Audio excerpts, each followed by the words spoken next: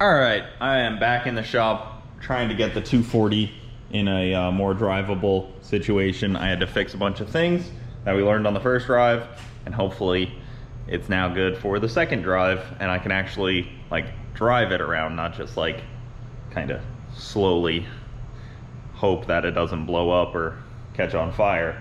I'm a little more confident now. So I raised up the rear suspension. It's on jack stands right now, but I did raise up the rear suspension. You guys were saying roll the fenders, but guys, they are very well rolled already. It's already rolled and like pulled out a little bit. There's really not much more you can get that fender. If you look at it like that, yeah, it's already pretty aggressively rolled. So I just raised it up a little bit, not really that noticeable. I made a new line right here for the power steering reservoir. It was a new AN line. The other one was a was like a little bit I want to say it was bad. Like the lower fitting went to a hose barb, which I didn't even think about it. I don't even remember doing that. I don't know why I did it. It's just one of those things. I probably put it there thinking I'll fix that later, and that never really happens. I had to fix one of these brake lines because it was leaking. Thankfully I had a second one. This guy right here, these threads for some reason weren't holding and it was like loose. So I don't know if it was like cross-threaded on in a way, but had to replace that. Thankfully, for some reason I had two of them. And then I fixed the steering wheel because it was completely, fully upside down. Now it's good, now it goes on like that and it's not upside down. And then I had to adjust the clutch pedal stop. So a bunch of little things. I still have to bleed the rear brakes, and then it should be good to drive. The tune is still obviously just a startup tune, so it's nothing too crazy. I can't go beat on it, but it is good enough. All right, it's time for a drive. Unfortunately, I only have one seat, so. No, I'm bummed. I wanted to ride it. Yeah, but until we have seat belts. Yeah. It's better to just have one seat in it. Yep. I don't even have a seat belt at the moment, so I just have to kind of take it easy, but it should be good to drive now. Bronte was just saying how low it is. Like, it's crazy. So low, like off the jacks. I was like, oh my god. Yeah, and I even raised up the rear a little bit. It's just like, it's just so low to where the Camaro is. Mm-hmm. Crazy. It's like on the ground. Yeah, it's low. Yeah. Give this thing a drive here. Let's hopefully that it doesn't smoke the tire in the back like it did last time. Now It's on? Yeah. It's got an arrow. Yeah, off that way. It's weird. I feel like the sticker should be the other way. Why? Because on is here. Yeah. So like. This is the arrow though, you see it? Where? Oh, here. Well, like this. You see how it's got that line there? Yeah. Like off? Oh, I was looking at this. Yeah, I mean, you could do either. I just... It's a little confused. Just for you. Well, someone randomly who needs to quickly shut the car off, get that? Nobody turn off my car. If something happens. Don't touch my stuff.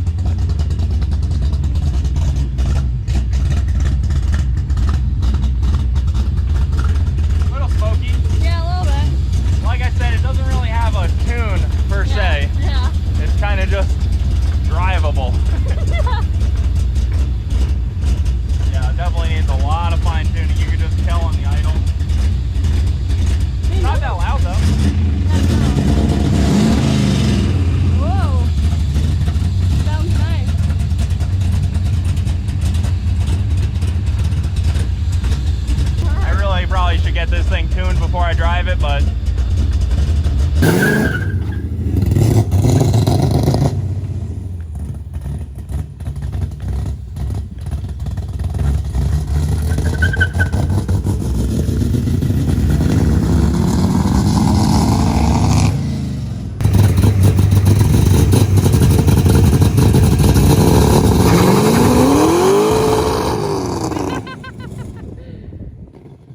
Why is it smoking so much?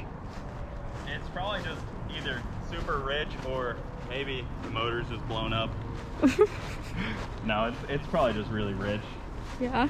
It never really smoked like that motor. I've ran it a lot of times in a lot of different configurations.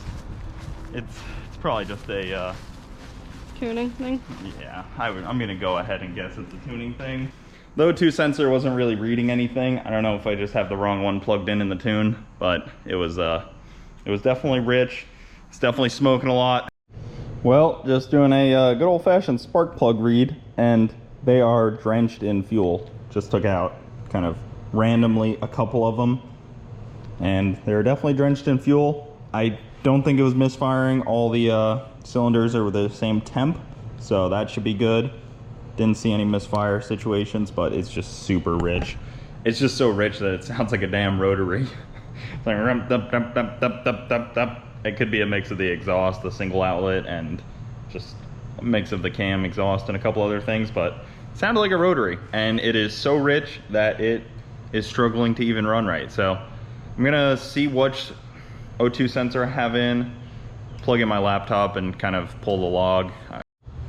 All right, I am back here working on the 240, trying to get this thing actually like really drivable. I want the seat permanently mounted in the right position, and I want the harnesses in so that I can actually drive it with a little bit of you know, spirit in a way, instead of just kind of being, you know, soft on it, because I was too far from the pedals. I could hardly push the clutch all the way. It's too far from the handbrake, too far from the shifter. So moving the seat forward, trying to get it in the right place. And I made this little handy like template, and it's just based off of the seat mounting there. So I'm just trying to figure out exactly what my best like course of action is. Here you can see there's a ton of welding and spots where I was trying to do it, and I just never liked the spot it was in. I put it in like 3 different spots. I put plates under it, and it never ended up liking the height, never ended up liking where it was positioned. But that was before the steering wheel was in, before the shifter was in, before the handbrake was on. So I really had no idea exactly where it had to be. Well, that is a huge check off of my list of things to do. The seat is in, harnesses are in, seat is pretty sturdy. I mean, I'm literally shaking the entire floor at this point. It's super sturdy. I went through the floor in the thickest spots where there was like some kind of factory mounting of something, like under, I see like where there was like the mounting for probably the 2-piece drive shaft, like center carrier bearing. So I used that as one of the footings, and then a couple other thicker spots for footings. But that is it's a good setup. Moved the seat forward, tilted it back. My head is pretty far away from the bar now, and it feels super sturdy. I like sitting very close to the steering wheel, and I like having as much visibility as possible. Well, both seats are in, harness is in, ready to drive this thing now with actual harnesses, seats, and sitting in the right position. The passenger seat doesn't really matter as much. I just pushed it back as far as I could go. Also, I desperately need to do an oil change on this thing now. I just checked the dipstick, and it is just very soaked with E90, and I kind of assumed that because, I mean, I was running it and it was like maximum rich, like literally as rich as could be. So cylinder walls probably got washed out a little bit. That's fine. We'll just pretend that's fine. But definitely want to do an oil change. Those bearings will thank me.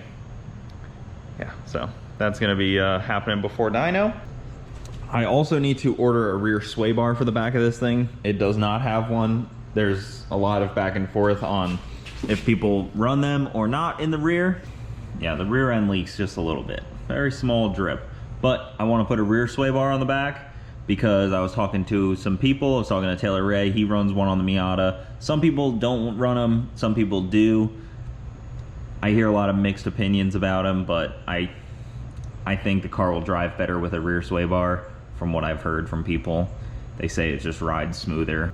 And that is why I am changing the oil. It is just basically E90. All right, guys. Well, this car is ready to go to the dyno now. Fresh oil. Hopefully, I kind of got all the kinks out of it. I don't think it's gonna rub anywhere. I don't think anything should really go wrong. I mean, there's always something that's probably gonna go wrong on the dyno that we'll have to fix, but it should be ready to get a good baseline tune in it so it's not running so rich, and hopefully we can be on the dyno this week. Trying to get an appointment now, trying to figure that out. I can definitely get it tuned without a dyno, but I'd like to see what kind of power it's making because I am curious what this motor makes now. NA again.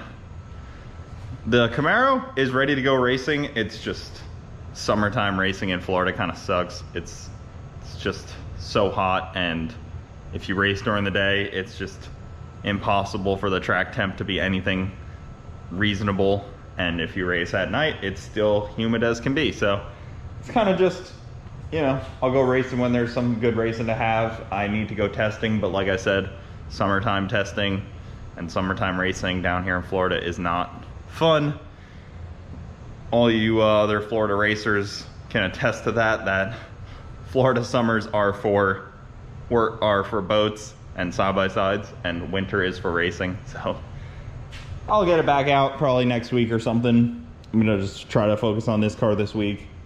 I'm not gonna put the fenders and body panels and bumper on until I have a dyno session, because it makes it a lot easier to get to everything without the fenders and bumper on. If we do need to get to anything, if I need to change anything, it makes it a lot easier, so I'll mount that after. But once this thing gets a good tune in it, we should be good to go. Hopefully all goes well. Hopefully next video will be a dyno video, but that'll do it, guys. Thank you so much for watching. Keep it saucy. We'll see you next time. Guys, check this thing out. How cool is this? From Richie's Racks. Check it out. There's his number. He makes custom knife displays. Really cool. I mean, even just as a display piece, this thing's awesome, but handmade. Look at how cool that thing is. I actually do have a lot of knives. He didn't even know that when he reached out to me, but like, you kind of hang it on your wall, display them, something like that. This is just the one I carry on me, the old Kershaw. But look at how cool that thing is. Freaking awesome. So if you guys want a custom knife display, or even just a nice display like this in general, he was saying I could put sockets on it or whatever, tools, something like that. But I am definitely going to hang it in my office for knives. Look at that. You can see all the knives on there. Richie's Racks, made in the US. This thing's really cool. So Austin Ritchie, huge thanks to you. These are freaking awesome. Can't wait to use it.